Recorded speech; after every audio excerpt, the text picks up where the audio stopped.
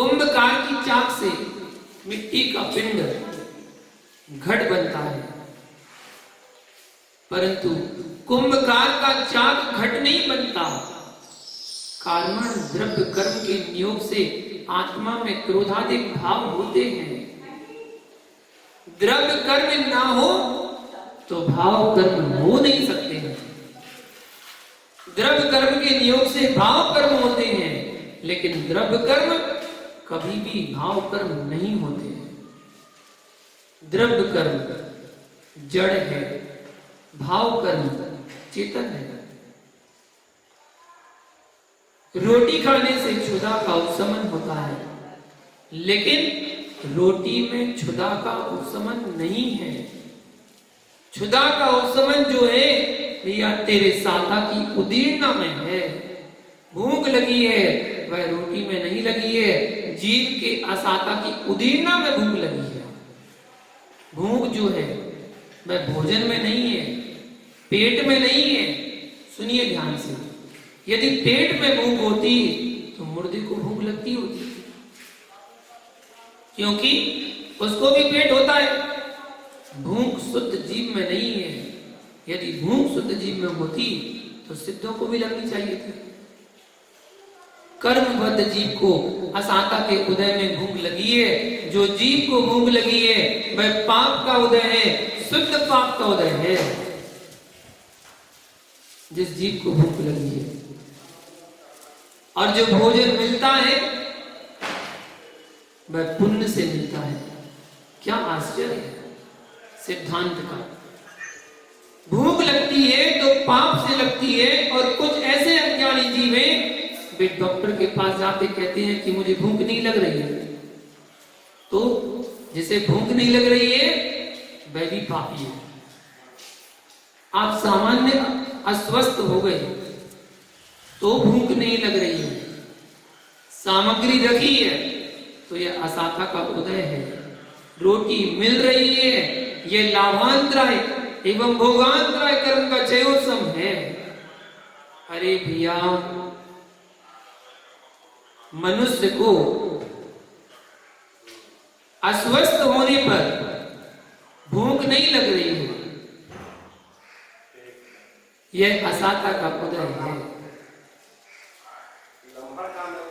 खाना चाहता है परंतु भूख नहीं है, यह असाता का उदय है। स्वस्थ होने पर कम भूख लगी, यह साता का उदय है। स्वस्थ पुरुष यदि कम भोजन कर रहा है वह पुण्यात्मा जीव है। ध्यानी योगी इनका भोजन कम होता है, भोगी का भोजन अधिक होता है। देखो भाई, स्पष्ट बात है कि ढेर सारा खाएं और ढेर सारा छोड़ने जाएं तो वह शुद्ध पापी जीव है।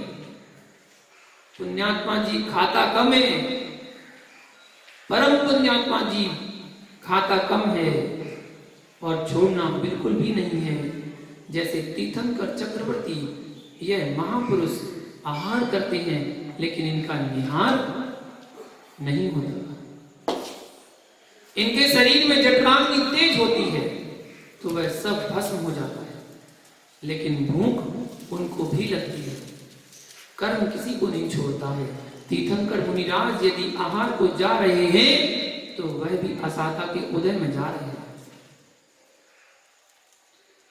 यानी एकादशी अर्थात 11 परिसर होते हैं जिनेंद्र भगवान की, वहां पर भी असाता चल रही है। वह विषय अलग है कि वेदन नहीं है, क्योंकि मोहिनी कर्म का अभाव हो चुका है। 13वें गुरुस्थान तक असाता की प्रकृति काम करती है, उदय में रहती है, सत्ता में नहीं है। तभी तो एकादश घटित होगा। सत्ता का विषय नहीं है। हाँ, 13वें गुरुस्थान में असाता का बंध नहीं होता, असाता का उदय होता है। लेकिन जो असाता का काल है वह एक समय का है, वह एक समय समझ में नहीं आता, परंतु है, अभाव नहीं है। जैसे कि अ इ उ ऋ लिधि, इतना समय है 14वें गुरुस्थान का, इतना अल्प है। इसका तात्पर्य अभी शुद्ध परमात्मा नहीं है, अशुद्ध ही है। ध्यान रखना, 14वें गुण स्थान तक आत्मा अशुद्ध आत्मा होती है। जब अशरीरी आत्मा गुण स्थानातीत हो जाती है तभी शुद्ध आत्मा बनती है। ज्ञानियों, करुणानि योग में किसी का क्यों और क्या नहीं चलता है। द्रव्यान योग को करुणानि योग का अभाव समझ बैठता है तो बेचारा उन्मत्त हो जाता है, उसकी बुद्धि उन्मत्त हो जाती है। जी रहा है संसार में संसारी होकर, अर्थात अनुभूतियां संसार की ले रहा है, परंतु तीव्र राग में लिप्त होकर ऊपरी ऊपरी चिल्लाता रहता है, मैं तो शुद्ध चिद रूप हूं।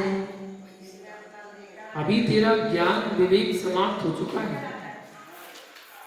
आचार्य भगवान कुंद कुंद स्वामी को भी इन ज्ञानियों ने सद्बुद्धि से समझ लिया होता तो ये विकल्प नहीं होते। स्पष्ट समझो यह क्या कह रहे हैं, तुझे भूख लग रही है, असाथा के उदय से लगती है, भोजन मिल रहा है, पुण्य से मिल रहा है, इसलिए स्वस्थ शरीर रहे और अल्प भोजन करे। क्या करें? स्वस्थ शरीर रहे और अल्प भोजन करें, फिर भी शरीर में क्षीणता ना आए। यह तेरा सुकृत का उदय है, यह सिद्धांत पकड़िए। यदि भोजन नहीं मिला और शरीर क्षीण होने लगे तो यह तेरा पुण्योदय नहीं है, यह तेरा असाता के उदय पर महा असाता काम कर रहा है। असाता भी काम कर रही है और लाभांतराय कर्म का क्षयोसम भी नहीं है, वह भी अंतराय पड़ रहा है। असाता में असाता यानी पापानुबंधी पाप। आप हिंदी भाषा में क्या बोलते हैं? गरीबी में आटा गीला, यानी वही है असाता में असाता।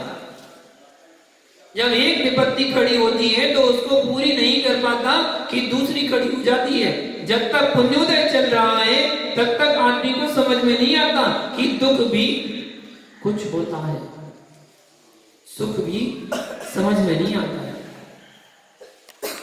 अभी तक तुझे भूख का ज्ञान नहीं है, क्योंकि भूख लग नहीं पाती है इसके पहले खाकर बैठ जाता है। इसलिए घर में नाटक भी वही करते हैं जो भूख लगने के पहले खाते रहते हैं।